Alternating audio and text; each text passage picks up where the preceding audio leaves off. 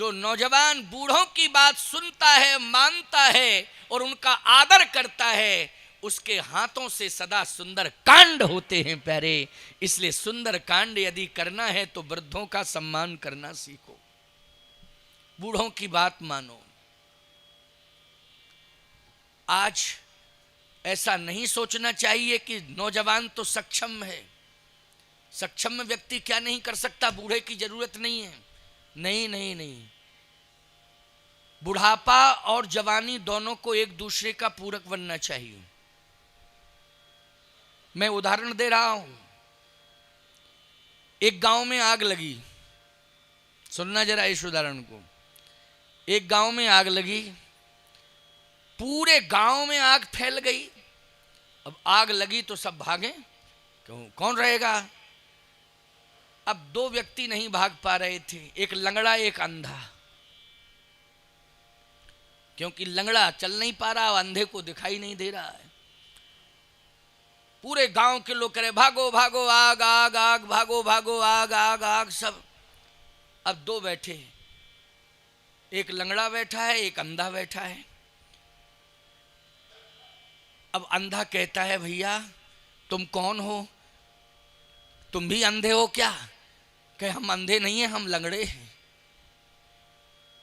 हम भाग नहीं सकते हैं। अंधा बोला हमारे पैर तो ठीक हैं लेकिन हम देख नहीं सकते, इसलिए हम भी आग से दूर नहीं हो सकते। लंगड़ा बोला हम भी आग से दूर नहीं हो सकते, क्या करना चाहिए। लंगड़े ने कहा अंधे से कि तुम मुझे कंधे पर बिठा लो। लंगड़े ने अंधे से क्या कहा कि अगर तुम मेरा सहयोग कर दोगे, अगर दोनों एक दूसरे के पूरक बन जाएं तो दोनों ही बच सकते हैं, नहीं दोनों मरेंगे। लंगड़ा कहता है अंधे से कि तुम्हारे पास पैर है, हमारे पास पैर नहीं, तुम्हारे पास नेत्र नहीं, हमारे पास नेत्र हैं। तो एक के पास नेत्र हैं और दूसरे के पास नेत्र नहीं हैं। लेकिन जिसके पास नेत्र हैं उसके पास पैर नहीं है, जिसके पास पैर है उसके पास नेत्र नहीं है। तो वो लंगड़ा कहता है अंधे से कि मुझे बिठा ले कंधे पर और ले चल, तो हम भी बच जाएंगे और तू भी बच जाएगा। क्योंकि रास्ता हम बताते जाएंगे, इशारा करते जाएंगे, बताते जाएंगे, संकेत देते जाएंगे, तो बच जाएंगे दोनों, नहीं दोनों मरेंगे। ईमानदारी से बताओ, जो नौजवान हैं, आज के नौजवान की जवानी अंधी है। बोलो अंधी नौजवानी है कि नहीं। लेकिन बुढ़ापा लंगड़ा है। बुढ़ापा कैसा है, लंगड़ा है। क्योंकि असमर्थ, लंगड़े का मतलब है असमर्थता। बुढ़ापा लंगड़ा है और जवानी अंधी है। याद रखना, अगर नौजवान की अंधी जवानी लंगड़े बुढ़ापे को स्वीकार कर ले तो मैं दावे के साथ कह सकता हूं लंगड़े बुढ़ापे का भी कल्याण हो जाएगा और अंधी जवानी का भी कल्याण हो जाएगा। दोनों ही अपने लक्ष्य को प्राप्त कर लेंगे, और नहीं दोनों ही लक्ष्य से भटक जाएंगे प्यारे। क्योंकि बुढ़ापा लंगड़ा है, वो चल फिर नहीं सकता है, असमर्थता है। इसलिए अस्तित्व को बचाने, चाहे कुल का अस्तित्व हो, चाहे समाज का अस्तित्व हो, चाहे राष्ट्र का अस्तित्व हो, यदि इसको बचाना है तो नौजवान और बूढ़े इन दोनों को समन्वय बना के चलना पड़ेगा, तभी सुरक्षित हम हो सकते हैं, हमारा अस्तित्व सुरक्षित हो सकता है। आज सुंदर कांड में हनुमान जी का व्यक्तित्व और जामवंत जी का अस्तित्व, ईमानदारी से बताओ दोनों सुरक्षित हैं और दोनों प्रभावी हैं और प्रतापी हैं। बोलो हैं कि नहीं। जामवंत भी कम प्रभावी प्रतापी नहीं है, और हनुमान जी का कहना ही क्या, लेकिन दोनों एक दूसरे के सहयोगी हैं कि नहीं।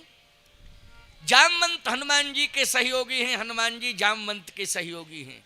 जवानी बुढ़ापे का सहयोग कर रही है और बुढ़ापा जवानी का मार्गदर्शन कर रहा है।